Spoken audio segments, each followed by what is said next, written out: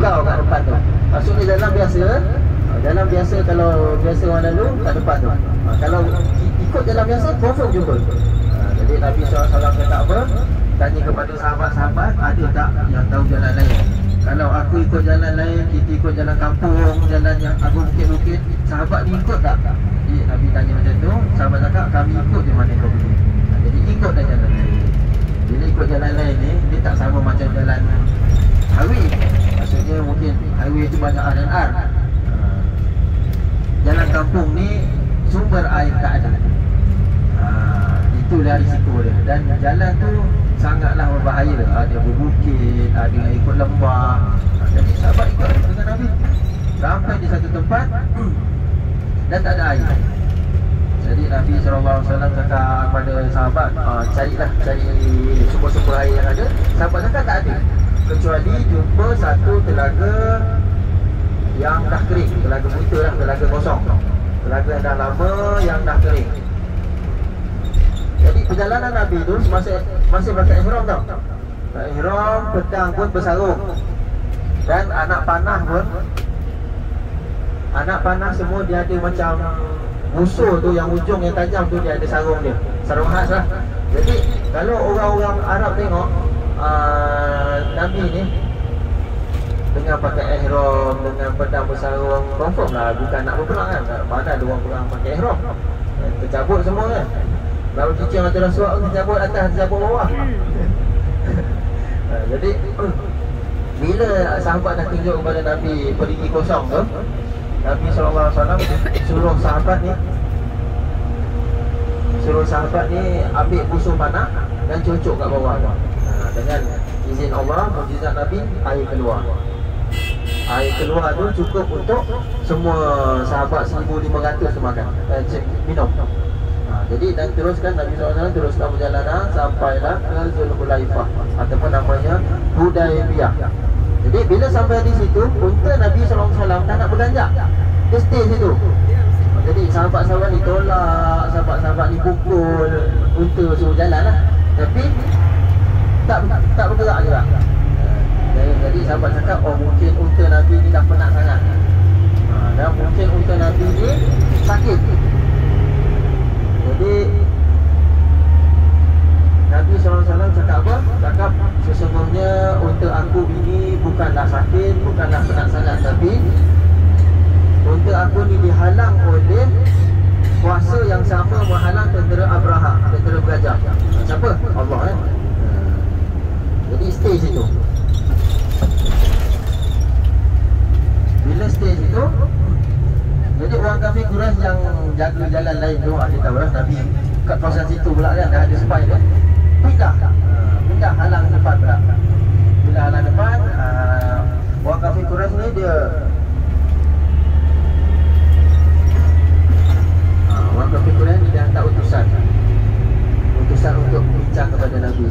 Jadi dia hantar yang pertama. Jadi yang pertama tu tengok Nabi tu datang sama ada nak berperang ataupun nak melakukan umrah. Nabi SAW dengan berpakaian ihram, dengan Nabi SAW bawa sekali unta 70 ekor untuk tahlul. Kan kita tahlul, kita kan apa benda ni kan.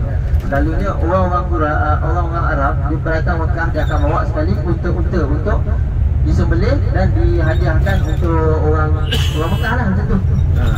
Dan Nabi SAW bawa 70 ekor unta, termasuk unta Abu Jahal. Yang Abu Jahal kan mati awal. Abu Jahal mati masa perang Badar. Jadi unta dia pun ada, dia bawa sekali. Sahabat-sahabat ni tahu lah kalau tengok tu unta Abu Jahal. Macam kita tengok kereta lah, tengok kereta siapa? Macam tu. Dan kat unta masing-masing tu ada cop merah. Maksudnya bila unta dia dah cop merah, maksudnya memang unta untuk dihadiahkan untuk orang Mekah.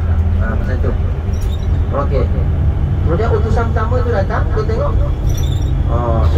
dia balik. Dia cakap, sesungguhnya Muhammad datang bukan untuk berperang. Muhammad datang dengan pakaian, dia terangkan sama-sama kan, dia terangkan pakaian ihram dengan tu sekian. Nabi datang, Muhammad datang untuk ziarah dan umrah. Ziarah ahli keluarga dan melakukan ibadah umrah. Jadi orang kafir ni perangai pun satu hal juga, dia hantar utusan, tapi dia tak percaya dengan utusan. Kau ni kena sihir dengan Muhammad. Dia hantar orang kedua. Dia hantar orang kedua, balik sama. Hantar orang ketiga, sampai orang keempat, sama. Ada orang ni macam tu lah perangai kan. Okey, kemudian dah diam, dia dah 4 orang, orang kafir Quraisy tak hantar. Nabi SAW hantar seorang. Bila hantar seorang, di tengah jalan naik unta. Unta tu kena serang kan orang kafir Quraisy. Oh, perangai. Dia hantar orang, kita tak serang, tapi umat Islam hantar seorang, kena serang. Tapi dia selamat lari, cuma unta dia mati. Kemudian sahabat-sahabat bincang, kita nak hantar siapa ni? Ada sahabat yang cakap apa, kita hantar lah Omar. Omar ni kuat lah kan. Kita dah tahu lah kalau dia jalan dari tempat tu, wah, apa syaitan pun tak berani nak lalu kat jalan tu. Hantar Omar. So sahabat lain tak setuju lah, sebab Omar ni jenis berat. Dia bukan biasa nak berunding kan. Dia jenis kalau tak setuju dia belasah je, jadi tak jadi nanti kan jadian tu. Jadi tak setuju, tak boleh Omar tak boleh. Kemudian hantarlah menantu Nabi. Siapa menantu Nabi? Ali. Tentu dia hantar Sayyidina Osman. Osman kan digelar Zulnurain. Maksudnya dia berkahwin dengan 2 orang anak Nabi. Dia hantar Sayyidina Osman. Jadi Sayyidina Osman pergi sana dengan selamat. Sebab apa?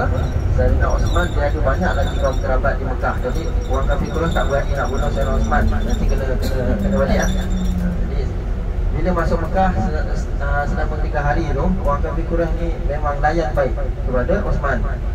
Dan dia siap, dia cakap apa? Dia cakap kat Osman, itu ada Mekah. Kalau kau nak beribadah, kau nak tawaf, sila. Tapi Osman cakap apa? Aku takkan masuk selagi mana Nabi SAW tak masuk. Jadi kemudian dah 3 hari tu sampailah satu khabar. Satu khabar iaitu Sayyidina Osman dibunuh. Jadi sahabat-sahabat bersama Nabi SAW membuat satu bai'ah yang kita dengar, bai'atul Ridwan, di bawah pokok. Bai'ah ni maksudnya apa? Perjanjian apa? Walau apa pun sekalipun yang jadi, sebab kita nak menuntut Osman, kalau betul dia kena bunuh, kita kena tutup, kita kena perang. Apa pun jadi, jangan seorang pun lari. Perjanjian tu, bai'atul Ridwan. Habis perjanjian, Osman tadi. Jadi tak jadi apa perang. Jadi Osman tadi, dan orang kafir Quraisy hantar seorang yang bernama Suhail. Bila Nabi SAW tengok Suhail ni, Nabi cakap apa? Nabi cakap, oh insyaAllah ini mudah. Nama Suhail pun maksudnya mudah. Sahlah dalam bahasa Arab, Sahal, mudah. Jadi nama dia Suhail. Jadi bincang dengan Nabi. Lepas tu apa yang diputuskan, yang kita dah belajar lah kot. Antaranya dia kan kalau perjanjian dulu kena tulis. Dia tulis. Jadi antara perjanjian ini adalah antara Suhail dan Muhammad. Jadi yang tulis ni siapa? Ali. Sebab apa Nabi tak tulis? Sebab apa? Sebab Nabi tak pernah tulis, Nabi tak boleh baca. Jadi Nabi SAW suruh Ali. Jadi Ali tanya kepada Nabi Muhammad, Rasulullah, aku nak tulis apa? Tulis Bismillahirrahmanirrahim ke atas lah. Bismillahirrahmanirrahim. Kemudian Suhail cakap, kami tak kenal Tuhan kau ni, Ar-Rahman siapa, Ar-Rahim siapa? Tukar. Okey, Ali padam. Jadi dia tanya kepada Nabi, kita nak tulis apa ni? Bismikallahumma. Tulis sampai situ, Bismikallahumma. Masih Ali tulis. Kemudian Ali sambung, perjanjian ini adalah di antara Muhammad Rasulullah dan Suhail. Kemudian Suhail cakap lagi, kami ni tak iktiraf kau ni Rasulullah. Kalau kami iktiraf, kami takkan perang dengan kau. Jadi Nabi suruh padam kataan Rasulullah tu. Tulis Muhammad bin Abdullah. Tapi Ali ni tak nak padam kataan Rasulullah. Sebab apa? Atas dasar cintanya sayang pada Nabi tu memang tak padam. Aku tak nak padam. Nabi padam sendiri. Tunjuk mana dia nak padam. Okey, dia tunjuk, dia padam.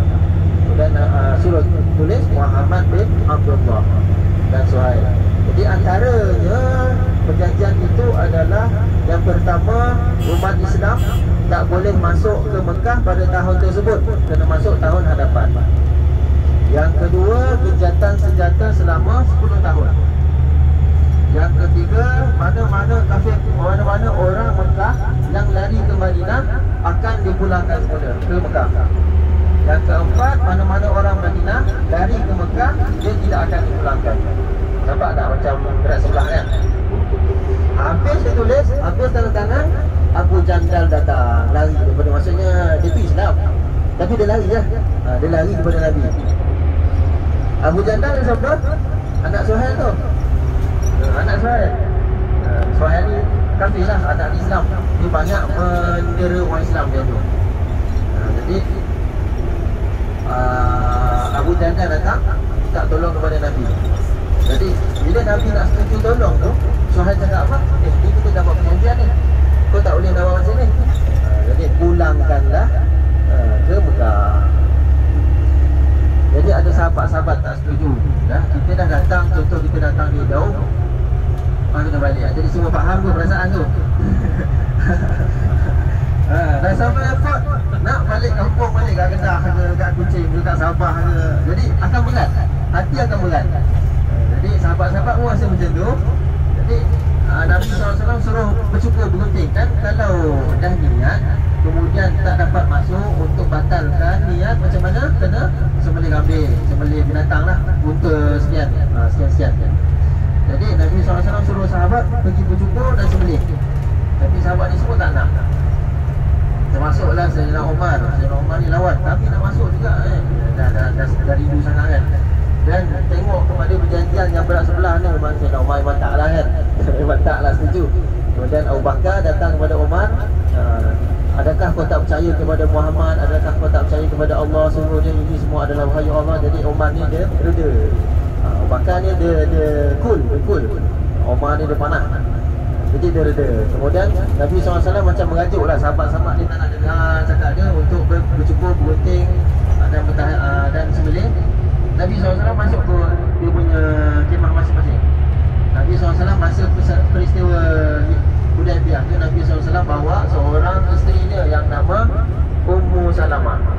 Jadi mengadulah Nabi kepada Ummu Salamah. Sahabat-sahabat dah tak nak dengar, dah cakap apa ni semua. Kemudian Ummu Salamah cakap apa? Wahai Rasulullah, kau pergi buat dulu. Jangan cakap dulu, kau pergi buat dulu. Kemudian Nabi SAW buka kemah. Nabi SAW bercukur. Sahabat-sahabat 1,500 tu tengok Nabi SAW bercukur. Kemudian Nabi SAW menyembelih binatang. Jadi lepas Nabi habis, barulah semua sahabat buat. Itulah kisah yang berlaku di Hudaibiyah. Dah mengantuk ke?